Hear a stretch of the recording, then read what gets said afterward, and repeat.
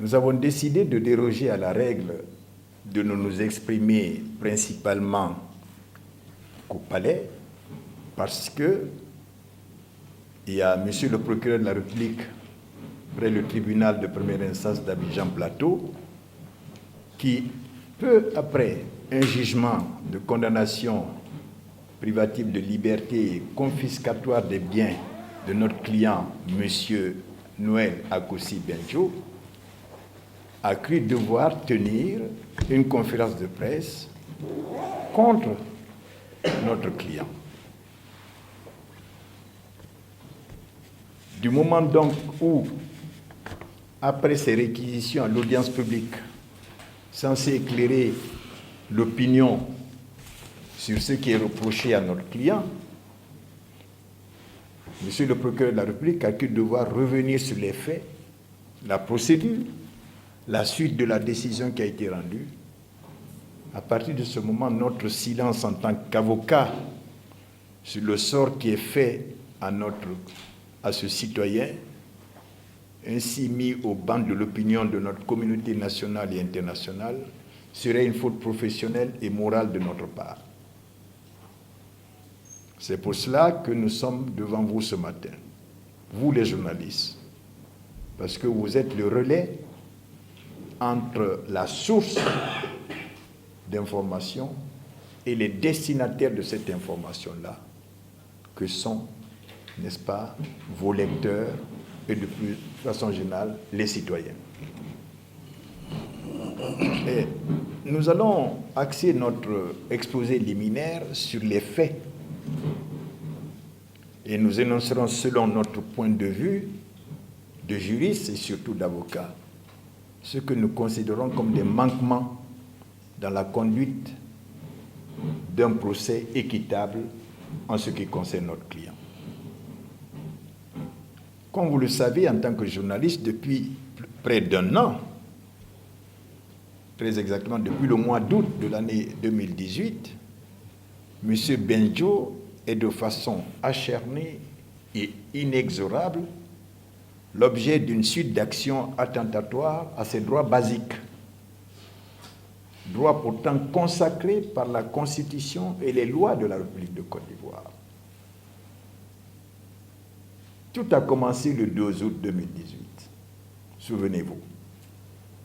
Alors que notre client était en mission en Europe en sa qualité de secrétaire général chargé de l'organisation et de la mobilisation du Parti démocratique de Côte d'Ivoire, après avoir été consacré au Maroc meilleur gestionnaire de commune en sa qualité de maire de la commune du Plateau, et avoir exercé ce mandat-là depuis l'an 2000, notre client a pris par voie de presse sa révocation de ses fonctions de maire décidée en Conseil des ministres tenu le 1er août 2018. Tout commence là. Nous voulions rappeler, pour ceux qui ont oublié, que selon le communiqué à l'issue de ce Conseil des ministres, destiné donc et à vous et surtout à l'opinion publique, il a été dit que cette révocation résulte de ceci, et ce n'est pas ma voix, je ne fais que reprendre ce qui a été dit. Il a été dit que la révocation de notre client résultait de graves déviations dans la gestion relevant du maniement des fonds communaux, suivez bien, du faux en écriture publique et de détournement de fonds portant sur plusieurs milliards. Cela vous rappelle certainement la semaine dernière. C'est exactement ce qui a été dit par le juge la semaine dernière. En d'autres termes, en filigrane, puisque vous êtes les sondeurs de ce qui est dit, mais surtout de ce qui n'est pas dit. C'est dit dans ce communiqué.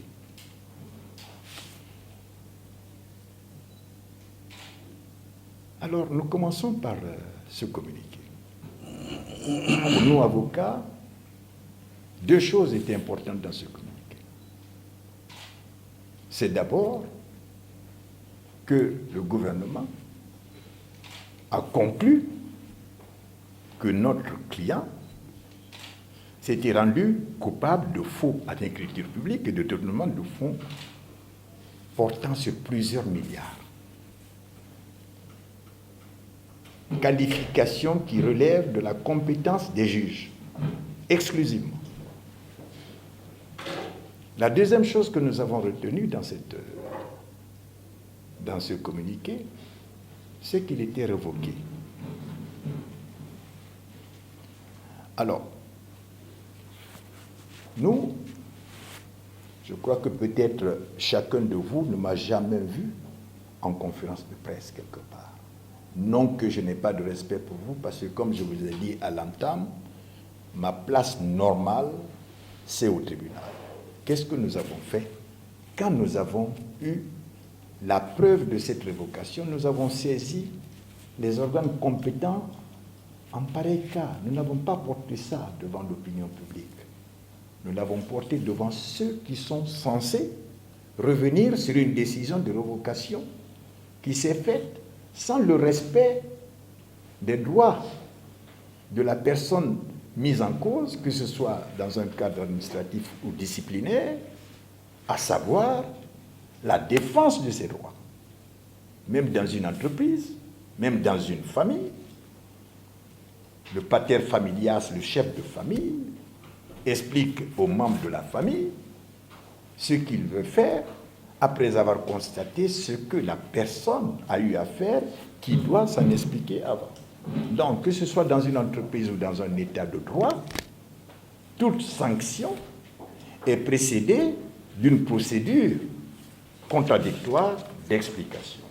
Vous avez entendu qu'il s'agirait, n'est-ce pas, d'une enquête qui aurait été menée conjointement par le ministère de l'Intérieur et de la Sécurité et le ministère de la Défense pour qu'on arrive à dire que ce maire, qui venait tantôt d'être reconnu comme étant le meilleur maire, n'est-ce pas, gestionnaire de commune, serait maintenant un vulgaire détourneur de fonds.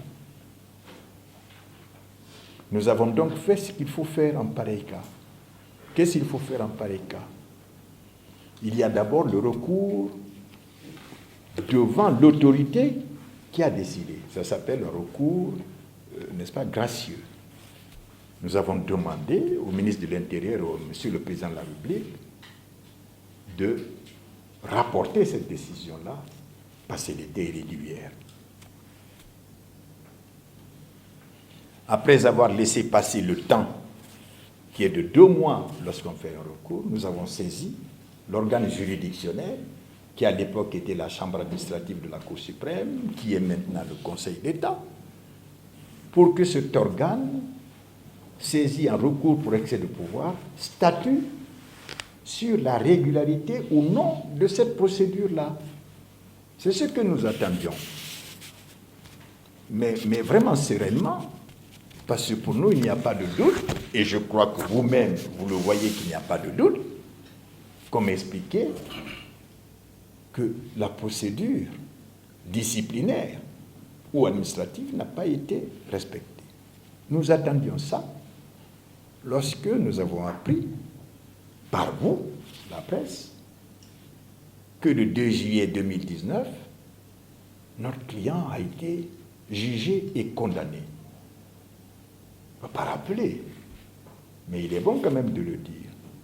20 années d'emprisonnement ferme, 10 milliards de francs d'amende, confiscation de ses biens, confiscation de son passeport, interdiction d'exercice de fonction publique dans ce pays, avec décernement d'un mandat d'arrêt. C'est vous et les réseaux sociaux qui ont révélé les détails de la tenue de cette affaire à l'audience. Ni moi-même, ni mes confrères, comme vous l'avez pu observer, n'étions présents là. Mais nous nous en expliquerons à l'occasion de vos questions là-dessus. Nous avons lu que ce jugement avait été rendu en quelques minutes. Mais fut-il rendu en quelques jours? Des questions se posent également là sur la régularité et l'objectif de cette décision également. Donc vous voyez que nous parlons de deux décisions. Une décision de révocation et une décision de condamnation infamante. Alors, qu'est-ce que cela nous a suscité pour que nous venions devant vous? Comme je vous l'ai dit, il est bon que vous le reteniez. Nous sommes devant vous, en quelque sorte, par une sorte de droit de réponse que la loi nous autorise à faire, lorsque notre contradicteur naturel au prétoire sort du prétoire. Nous sortons également du prétoire avec le respect d'une seule chose, le droit. C'est la seule chose qui nous guide dans ce travail que nous faisons devant vous ce matin, le respect du droit. Or, de notre entendement du droit, il y a eu des manquements dans cette affaire. Les manquements dans les conditions de révocation déjà du maire Noël Akossi Benjo. Il vous souvient, et vous en avez tous la conviction, j'espère, que notre pays se revendique d'être un État de droit. Un État de droit, c'est l'État dans lequel il y a des règles qui sont figées dans un texte fondamental que l'on appelle la Constitution et qui sont déployées dans des textes, disons, qui sont moins fondamentaux, qui sont les lois, mais qui dépendent de la Constitution. Alors, dans notre Constitution, lorsqu'un justiciable est soupçonné d'une infraction, il doit être mis en position équitable de s'expliquer sur les faits qui lui sont reprochés. Or, avant sa révocation, je vous ai dit qu'il était parti au Maroc tout normalement et qu'il était en mission en Europe tout normalement. Il n'a jamais eu connaissance ni d'une enquête ouverte sur sa gestion de la commune d'Abidjan-Plateau, ni sur une éventuelle visite, n'est-ce pas, d'enquêteurs ou d'investigateurs ou d'inspecteurs à ce niveau-là, ni de la mise à disposition des éléments qui lui permettraient d'apporter sa part, n'est-ce pas, d'explication, si tant est qu'il lui en donné. Or, cela n'a pas été respecté.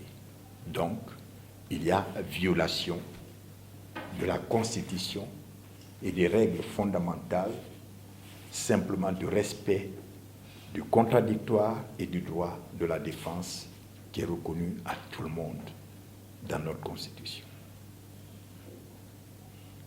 Sur les conditions de la tenue de l'audience du 2 juillet. Alors, voyez-vous,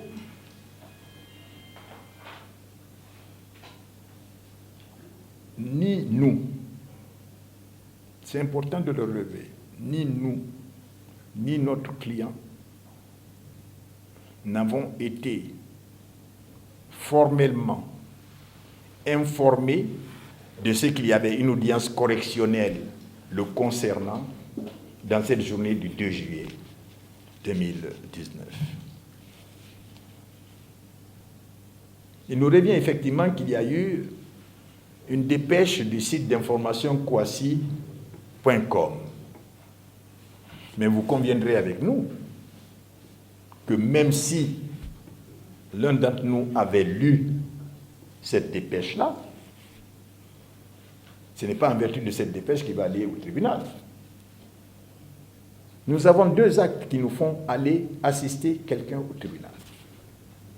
En matière civile, c'est une assignation de notre client qui nous apporte son assignation, on l'assiste. où le client a habituellement son domicile juridique chez nous. Ça s'appelle élection de domicile. Nous recevons l'assignation et nous nous présentons en le représentant, c'est-à-dire en son absence même, en le représentant. Nous sommes en matière civile. En matière pénale, comme en l'espèce, un justiciable, je ne parle même pas du citoyen, je ne parle même pas du national, un justiciable, c'est-à-dire quiconque vit dans notre pays, s'il doit répondre devant la justice, il est formellement convoqué. Le formellement convoqué exclut bien entendu quasi.com. Ça c'est clair. Le formellement convoqué veut dire une citation directe du procureur de la République ou bien de quelqu'un qui dirait qu'il lui a porté un tort, ça s'appelle la citation directe par la partie civile. Un avis d'audience par le procureur de la République, cela aussi est possible, ou même par un officier de police judiciaire, cela est possible. Une citation sur renvoi en police correctionnelle quand il y a eu une instruction. Nous avons appris lors de la conférence de presse que ce serait un renvoi après instruction. Messieurs, vous avez l'habitude de ces problèmes-là. Mais je vais vous expliquer quelque chose. On est renvoyé devant la police correctionnelle, c'est-à-dire, comme ça s'est passé le 2 de ce que nous avons su, qu'après une instruction dans un cabinet qui s'appelle le cabinet d'instruction. Et ce cabinet d'instruction aussi est saisi de façon claire par un formalisme. Soit quelqu'un a déposé une plainte avec constitution de partie civile contre quelqu'un. Et en ce moment-là, le juge d'instruction envoie à la personne concernée une convocation à une audition. Et notre loi dit que la personne se présente là, assistée de son avocat, ou qu'en l'absence d'un avocat, le juge d'instruction lui dit qu'il a le droit d'avoir un avocat. Et s'il sollicite le renvoi, on renvoie pour qu'il vienne avec son avocat. Premier cas, notre client, à notre connaissance et à sa connaissance, il n'y a pas eu ça. Deuxième possibilité, il y a le procureur de la République qui prend l'initiative de la poursuite, le déclenchement de l'action publique par le procureur de la République. C'est tout à fait son rôle. Il est obligé, je dis bien qu'il est obligé, de porter la convocation au domicile connu de mise en cause. À ma connaissance, notre client n'est pas un domicile sans fixe. À pas connaissance. Donc, c'est à ce domicile-là que l'on doit porter la convocation. Si on vient à ce domicile, on ne trouve personne. Personne n'accepte de recevoir. Parce que celui qui vient à ce domicile-là, en pareil cas, s'appelle un huissier de justice. L'huissier de justice va dresser que lui, il est venu au domicile qui est indiqué, où il n'a trouvé personne, où personne n'a accepté de recevoir la personne. C'est seulement en ce moment-là, et rien qu'en ce moment-là, que le procureur de la République peut passer outre, en ce moment-là, la présence de cette personne, au besoin en lançant un mandat, n'est-ce pas? C'est bien de cela qu'on parle. En ce moment-là, ce serait un mandat d'amener. Ça veut dire, où qu'il soit, faites en sorte qu'il vienne devant le juge d'instruction. Pas qu'il aille en prison. Faites en sorte qu'il vienne devant le juge d'instruction. Parce que la règle demeure. Messieurs, je voudrais qu'au besoin, vous mettez ça en chapeau. Dans notre pays, la règle de base, c'est la présomption d'innocence. Tant qu'il n'y a pas eu un jugement définitif de condamnation contre quelqu'un, il est présumé innocent. Nous n'avons pas connaissance. M. Benjo n'a pas connaissance de ce que soit un officier de police judiciaire, soit un huissier de justice, soit venu à son domicile connu et reconnu pour lui notifier un mandement, en tout cas une forme quelconque de convocation devant le juge d'instruction. Alors, la question que vous devriez vous poser, pas nous poser, mais vous posez, vous. Comment se fait-il donc qu'il y ait eu une instruction au terme de laquelle M. Benjo a été renvoyé devant le tribunal, puisque le tribunal n'a pas été saisi par une citation de quelqu'un. Ça vient d'un cabinet d'instruction. Comment ça se fait donc? Je dis bien, vous savez, l'avocat n'est pas magicien. Nous ne savons pas comment ça s'est passé. Notre client ne sait pas comment ça s'est passé. Notre client ne savait pas qu'il devait comparaître le 2 juillet devant le tribunal correctionnel. Il y a certains d'entre vous dont je reconnais le visage, j'oublie le nom, qui viennent aux audiences, qui savent qu'une affaire correctionnelle banale, mais je dis banale, comme ça arrive, coups et blessures, ou voie de fait, qui ne veut rien dire, mais enfin, voie de fait, insulter quelqu'un, dit ça, c'est une voie de fait, c'est renvoyé. Toute première audience est, je dis bien, habituellement renvoyée. Je ne dis pas obligatoirement, mais habituellement renvoyée. Les procédures qui viennent d'information, ça veut dire du cabinet d'instruction, comme je viens de vous le dire, c'est renvoyé. Vous savez pourquoi on dit renvoi pour vérification que le mis en cause a été effectivement en mesure de recevoir l'acte qui l'amène devant nous. Ça, c'est le b.a.-ba. Il semblerait que ça n'ait pas été fait, parce que moi, je n'étais pas là. Il semblerait qu'à cette audience-là, l'affaire étant la première affaire d'information, a été instruite à charge exclusive, bien sûr, en moins d'1 heure. Attendez, on poursuit quand même le maire ou l'ancien maire de la plus grande commune de cette République. On le poursuit en son absence. On le poursuit pour des faits gravissimes, infamants, qui le mettent au banc de la société, qui le mettent au banc de sa propre personne. Parce que mon âge me permet de vous dire que moi je connais des gens qui ont eu le cancer parce qu'ils ont été mis en cause,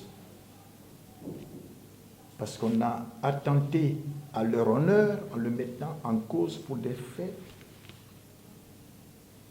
Vous connaissez ces faits-là qu'on a reproché à M. Benjo. C'est faux et usage de faux, détournement de deniers publics, détournement à hauteur de 5 milliards et quelques. D'ailleurs, nous nous posons la question, bon, comment on a déterminé le blanchiment d'argent.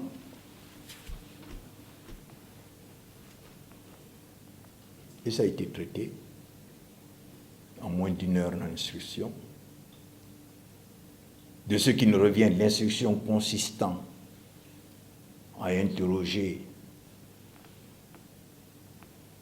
une personne qui aurait été maire intérimaire, qui a la question de savoir comment ils ont pu constater qu'il y avait effectivement un détournement. Vous avez fait un calcul arithmétique que nous faisions en CE1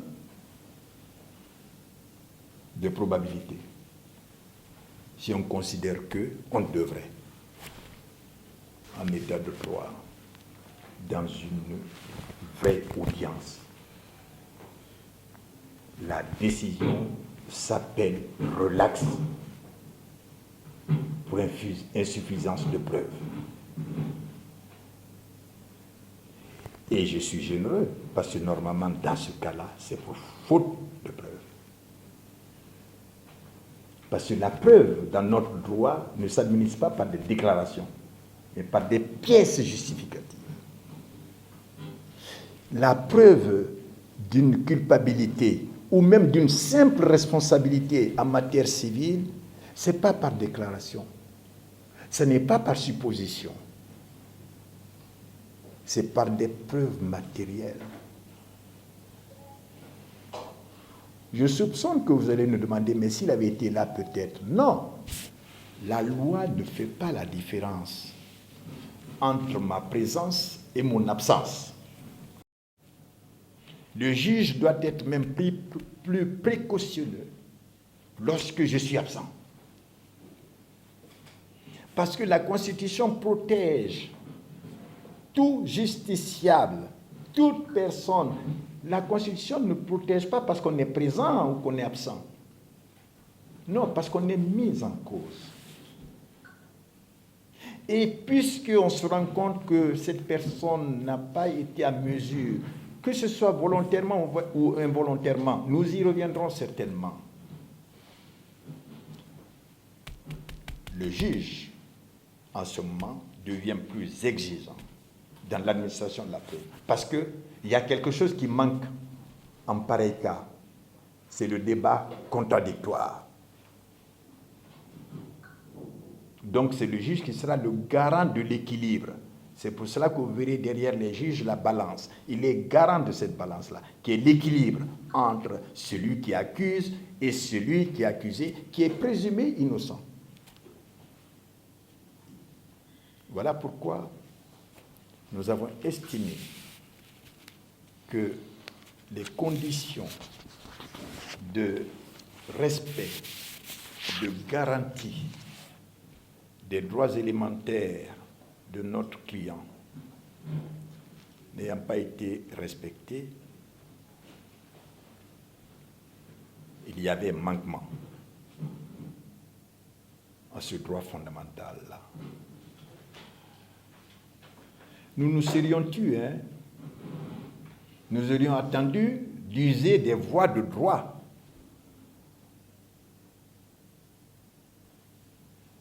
Nous parlons aujourd'hui parce que celui avec qui nous sommes en débat contradictoire normal, le procureur de la République, après avoir pris ses avantages à l'audience, a considéré qu'il lui fallait en rajouter devant l'opinion publique, au nom de qui le jugement est censé avoir été rendu, puisque c'est public. Donc nous avons conclu donc que aussi bien dans le cas de la révocation, la procédure a été irrégulière, que dans le cas du procès, la procédure a été injuste et inéquitable. C'est cet état de fait que nous avons tenu à dénoncer. Nous avons tenu à le dénoncer. Nous ne sommes ni pour ni contre qui que ce soit. En revanche, nous sommes fondamentalement pour quelque chose. C'est le respect des règles essentielles de protection et de garantie des libertés de chaque individu, de l'honneur de chaque individu, de la place de chaque individu dans notre société. Posez-vous la question, si j'avais été à la place de M. Benjo, aurais-je trouvé cela normal? Que chacun de nous se pose cette question, quel que soit son poste. Je parle en ce moment-là de l'humble paysan jusqu'au souverain. On se pose la question. Si j'avais été à sa place, parce que j'aurais pu être à sa place. Parce qu'il n'est même pas exclu qu'un jour je sois à cette place-là. il faut d'abord, donc, en pareil cas, alerter. Alerter et l'opinion et le pouvoir public.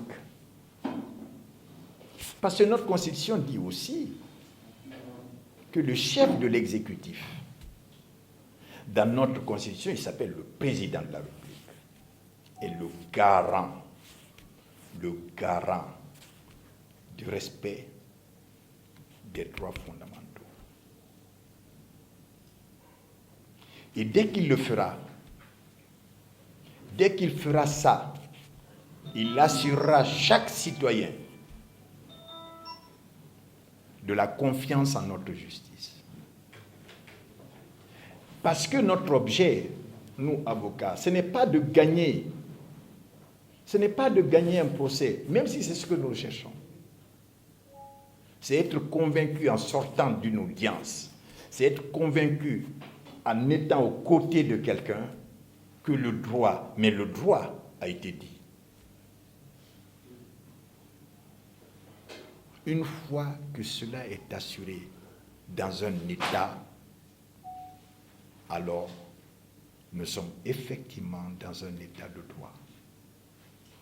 Et c'est pour tout cela, messieurs, que nous avons souhaité échanger avec vous en espérant que cela va susciter des interrogations sur ce qui est notre présence ici. Le constat par nous de manquements, peut-être par erreur. N'est-ce pas, vous connaissez l'adage, l'erreur est humaine. Des manquements, en espérant que ces manquements seront réparés et à l'égard de notre client et de façon pérenne à l'égard de tout le monde. Je vous remercie.